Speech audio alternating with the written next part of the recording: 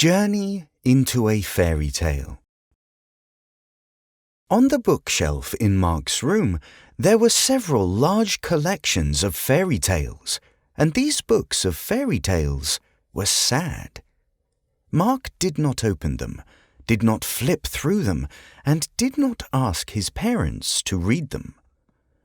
When his mother suggested that the little boy should listen to a story before going to bed, he did not want to. Instead, he asked to be allowed to watch a cartoon. Mark's books would sometimes call for his attention. There were times when one would move out and lie on the shelf, and others would fall on top of it. Then Mark would go over to them, put them back, and go on playing with his cars or building a construction set. The boy had many more toys than books, and he played with them every day.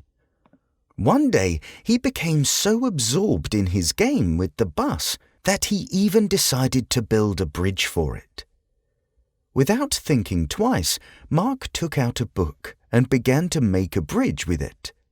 At first, the book was very happy to be in the boy's hands. But when she realized she was just a toy bridge for the bus, she got sad.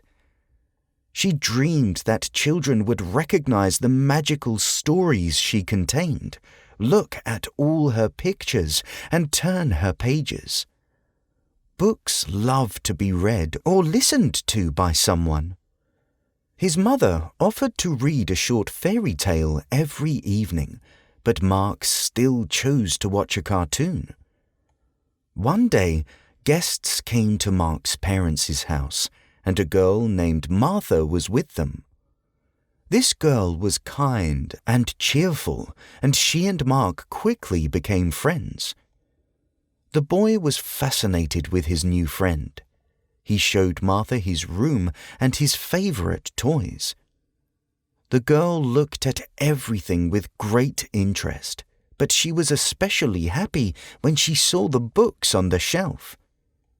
"What beautiful books you have! I don't have any of these yet, but I have many others.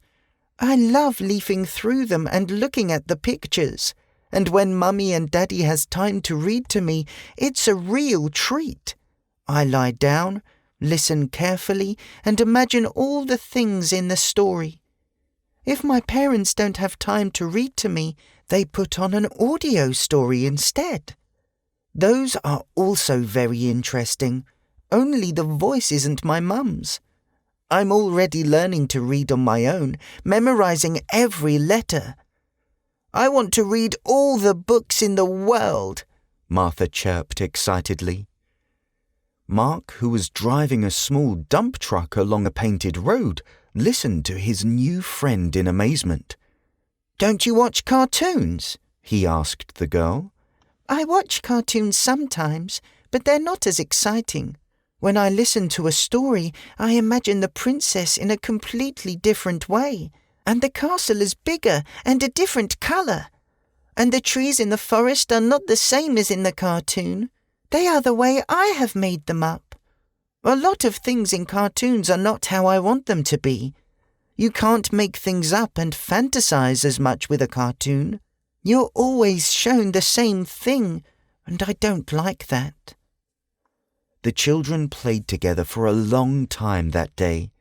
When Martha and her parents went home, Mark got sad. He went into his room and put his toys in a box. Then he took out one of the books from the shelf and called to his mother. "Mummy, why did Martha say books were a treat?" His mother smiled. "Do you want us to find out today? I'll read you this book, and you can just listen." "Okay, I'm excited." The boy wrapped himself in a blanket and listened to the story. He imagined everything it told him. Mysterious forests with strange trees, brave knights on fierce horses, magical castles, and beautiful princesses. He felt as if he had been in the fairy tale himself and had seen everything with his own eyes. Then he looked at the pictures, and when his mother put the book away and kissed him good night, he looked out of the window for a long time. It was raining lightly. The drops were glistening on the glass, and the light from the night lamp was reflected in them.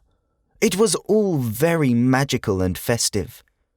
Mark's dreams that night were beautiful and fantastical. In the morning, Mark woke up in a great mood. He got out of bed, went to the bookshelf, and took the book he and his mother had read the night before.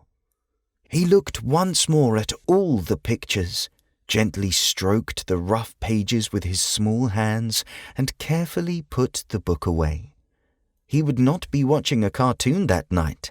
Instead, he would ask his mother to read to him so that he could go on a journey through the story again.